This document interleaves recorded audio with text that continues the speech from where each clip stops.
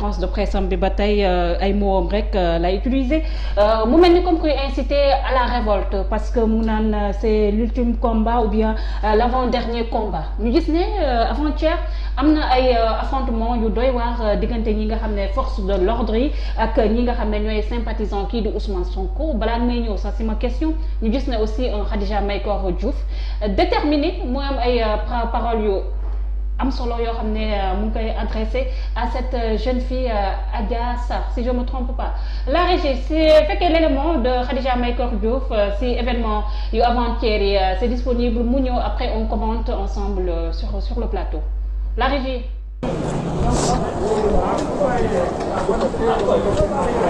Vas-y Khadija. yow Adji Sarr yow lay waxal tey Sénégal bu tàkkee na la leer ni yow yaa ko taal tey bépp bakkan bu fi dee wala mu rot fi na la leer ni yow Adji Sarr yow yaa ko rotal yow Adji tax nga tey ma rusa doon jigéen yow Adji lan moo la war a mën a jalal tey nga mën a hypothéquer avenir u Sénégal ak avenir u Afrique président Ousmane Sonko bi nga xam ne tey dafa wane dëgg taxaw temb ne day jàkkaarloo ñii nga xam ne lépp lu ñu dal ñoom ñoo ñu ko teg yow Adji Sarr en tant que jigéen xale bu ndaw am sa avenir ci sa kanam lan moo la war a mën a jaral tey ngay hypothéquer avenir u Sénégal Adji man jigéen laa wante yow tax nga tey ma rusa doon jigéen yow Adji bu fekkee ni tey am nga ay mbokk na la leer ni gàkkal nga sa askan yëpp yow Adji bu fekkee ni am nga doom wala ëllëg yaakaar nga am doom xamal ni sa doom googu wutal nga ko way bu dul fay yow Adji képp ku bokk ci sa askan rus na ndax sa jëfu tey na la leer ni nag di nga bokk ci ñi nga xam ne bu ñuy lim histoire bu triste bu Sénégal dinañ la ci boole tu es rentré tristement dans l'histoire Adji te na la leer ni xale bu ndaw hypothéquer sa avenir pour ñoo xam ne jaruñu ko ndax xaalis ndax lan ndax tey nga jaay sa ngor jigéenu Sénégal yëpp nga gàkkal leen yal nañu yàlla atte ak yow di leen wax rek ni président Ousmane Sonko du ku ñuy fawee président Ousmane Sonko du ku nga xam ne dañ koy bàyyi ñu koy faagaagal si noonu ñun patriotes yi dañoo taxaw temb te bu leen yëboo ngeen xam ne balaa ngeen a jaar ci kaw président Ousmane Sonko ngeen jaar suñu kaw li may daaneelee nag mooy les jigéen la ñu utiliser pour xeex président Ousmane Sonko na leen leer ne ay jigéen ñoo koy xeex ñun waa jigéenu Pastef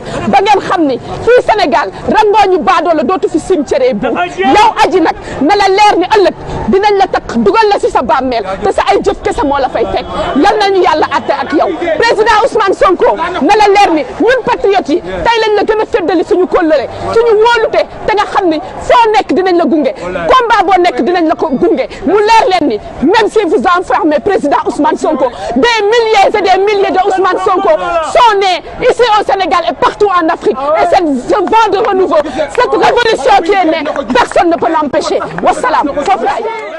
Khadija, c'est vous sur les images très déterminées mais j'ai comme l'impression aussi présomption d'innocence bi ngay sàkk aussi nga xam ne mooy le leader de Pastef ñëpp nangu ko mais dafa mel ni présomption boobu aussi nanguloo ko kii di Khadija Adja Sarr. Tu sais, je suis une femme ouais. Je suis une maman, je l'ai dit. Donc Adji mën naa ko jur elle peut être ma fille mën na nekk aussi sama rakk dama ko yërëm c'est une victime cette fille c'est une victime qui a été engloutie dañ ko broyé par un système bi nga xam ne moom le président Ousmane Sonko di décrier malheureusement et c'est ça la lâcheté en fait de cette histoire xale bu ndaw ñu koy utiliser ñu koy instrumentaliser ñuy koy voler sa jeunesse ñuy voler avenir am pour lan pour yàq benn nit c'est une victime cette fille di leen wax rek ni j'espère qu'elle va revenir à la raison ndax ce n'est pas trop tard nit day juum donte li mu def ñaaw na li mu def amul mot pour man pour qualifier ko mais damay ne rek xëy na xale la xelu xale moo ko jàpp. xëy na encore tranché aussi Khadija. c'est un complot lii c'est un complot il faut pas que ñuy jéem a di dugal ci ay affaire de justice bi d'accord mais les faits sont là et têtus c'est un complot et un complot très mal orchestré instrumentaliser une jeune fille pour arriver à leur fin. Ça veut dire tey Sénégal la fin justifie les moyens et c'est regrettable. Ndiab tey dañu war a nekk ci dëkk boo xam ne dañuy politique ndax politique xëccoo la mais politique c'est du bañante. waxul affaire de dafa war a am gentleman agreement entre ñi nga xam ne dañuy politique ndax lan ndax ci loolu rek lañ mën a am jàmm ci Sénégal mën nañoo bañ a déggoo ci ay kaddu mën nañoo am ay divergence ay de position mais ça ne veut pas dire que dañu war a bañante ba muy war a mën a egsi fu mën a taal Sénégal loolu mooy danger wu lii am tey li gën a graaw tey mooy on fait jouer toujours aux femmes ñun jigéen ñi le mauvais rôle ñun la ñuy jël di ñu instrumentaliser di ñu solal ay mbubb di ñu dugal ci ay gaar ñun la ñuy jël di ñu jox ay 5000 francs 10 000 francs pour ñu voter nit ñun la ñuy jël tey utiliser ñu le sexe faible comme on dit pour détruire un projet de société qui est le projet de Pastef c'est dommage et c'est lâche nañu jàkkaarloo ñu waxtaan ñu jàkkaarloo ñu débat nañu jàkkaarloo ñu argumenté contre argumenté bu fekkee ni li ngeen di def am ngeen yaakaar xakkin ni sénégalais yi gis nañ ci seen bopp ñoom xam nañ ils sont les seuls juges parce que ñoo leen fi teg bu fekkee ni ñun li ñuy wax aussi ñoom reconnaître nañ ci seen bopp ngeen nangul ñu ko mais c'est dans la contradiction qu'un pays se développe dëkk mënul am sans opposition wala une hégémonie de pensée il faut toujours mu am ñu ne waaw am ñu ne déet yàlla mi nga xam ne mooy suñu borom tiim ñu sax ne fait pas l'unanimité mais pourquoi le président Macky Sall aujourd'hui refuse que dans un pays dans une démocratie normalement constituée une opposition vivace vivante di contenir les revendications du peuple est normal loolu mooy wax bi donc pour en revenir à la vidéo bi nga xam ne maa ko défend je l'ai fait et en toute responsabilité parce que nag à un moment ils ont utilisé une femme pour détruire président Ousmane Sonko muy suñu leader je me définis pas comme simplement une femme moo tax ma wax dama définir comme un militant une militante reconnaître si ñi nga xam ne ñëpp à ce moment précis ils ont eu le même ressenti que moi mooy une injustice une cabale une volonté de détruire notre leader j'ai lancé un cri du cœur à l'endroit de cette fille pour que mu xam ne il n'est pas trop tard pour que mu xam ne décision bi mu jël tey ñu koy utiliser muy wax du n'importe quoi envers une personne bu nga xam ne góor la envers une personne bu nga xam ne c'est pas n'importe qui le président Ousmane Sonko fi mu ko jëmee demain c'est dommage du lu koy gënal te ñii koy utiliser tey suñu paree si moom dañ koy sànni encore c'est une victime di leen wax rek ne yéen ñi nga xam ne tey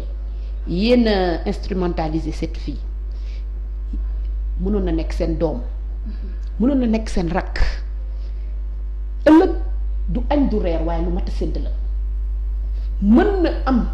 ñun ñi nga xam ne ak ñi nga xam ne ñu ngi défendre le fait que c'est pas de l'instrumentalisation suñu bàyyee Sénégal muy doxee nii suñu ay doom suba ñu am xaalis am doole xiifal leen ba ñu xiif danañ leen utiliser à des fins yoo xam ne du ñu gënal gis nañ dëkk yoo xam ne tey les femmes sont des objets sexuels parce que lan xiifal nañ leen jànguñu amuñu un niveau bi nga xam ne dina leen permettre ñu am esprit de discernement foofu lañ jëm ak ñii nag lu ëpp tuuru nag mais Khadija vous parlez d'instrumentalisation ñu gis ne aussi lu xew avant-hier foofu ci domicile Ousmane Sonko ñu gis ne des jeunes sont descendus dans la rue ñu saccagé yàq ay instituts publics yàq ay transports publics est-ce que mën nañoo wax ne aussi Ousmane Sonko benn instant aussi il a instrumentalisé cette jeunesse par rapport ak message de révolte bu mu lancé aussi. le président dafa woote à la résistance. maanaam qui veut tout dire. non ça ne veut rien dire. xam nga lu mu wax ça veut tout dire. mais buñ la tooñee tey njàpp ñu dugg ci néeg ma lay dàq ba nga sës si miir bi looy def da ngay wëlbatiku jàkkaarloo. non laisse-moi terminer. ñun dañu ñëw on est venu manifester notre solidarité à notre leader. déjà la manifestation. donc non on a le droit interdire par rapport à contexte. lu leen neex la ñuy def loolu mën nañ ci débat. interdiction de cette manifestation. nit ñi di regrouper wu ci marché yi ci bus Tata yi moo ëpp la fa nekkoon donc loolu c'est pas un argument qui tient. non, pas d'accord. si ci marché yi. waaw soit dugg ci Tata yi. waaw d'accord dafa nekk mbir boo xam ne. waaw mënuñ koo bàyyi. waaw d'accord ok. ça fait partie des quotidiens de Sénégalais. parce que nit ñi foog ñu dem liggéeyi foog ñu dem togg añ ainsi de suite. mais manifestation pour wàllum politique nekk loo xam ne aussi bi ñu ko defal aussi du ñu lekk du ñu naan. d'accord su la neexee mais d'accord su la neexee nga waxee ko noonu man gisee wu ma ko noonu mais quand même dama lay nangul sa argumentation. mais xam nga man nu ma ko gisee un homme politique qui est attaqué de tous bords ba ñu yegg si nag si li nga xam ni ça devient quelque chose de très grave muy l'accusation de viol muy siif ak connotation bi mu am ci suñu Sénégal ak fi mu mën a jëmee président Ousmane Sonko ñu bëgg enlever son droit d'être éligible foofu lañ jëm ñun ñi nga xam ne tey dañu décider engagé wu à ses côtés pour mener le combat bi nga xam ne moom la porté l'espoir bi mu suscité dañuy toog di seetaan ba ñu jël ko ne ko ràpp dem tëj ko on a le droit nga nekk ak nit mu am jàqare nga ñëw manifester ko sa solidarité donc ñun bañ fa nekkee keroog parce que loolu dafa baax ñu koy leeral bañ fa nekkee keroog dañu ñëw di manifester solidarité correctement mais qu'est-ce qui s'est passé ils ont mis la police mais une police d'émeute boo xam ne avec armada boo xam ne on se croirait dans une intifada pour ñu ñëw jàmbaarloo ak ñun alors que tey la solution la plus facile c'était d'enlever carrément l'immunité parlementaire du président Ousmane Sonko yóbbul ko convocation mu dem wuyu te loolu la leen wax ñu ne duñ ko def dañu jalgati yoon wax leen ci loolu dañu jalgati yoon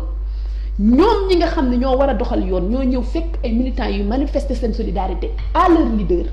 ñu ne danañ leen fi jële ba pare jàpp ko ne ko ràpp tëj pour lan kooku mënuñu ko seetaan kooku njàpp buñ ko seetaanee on allait être des lâches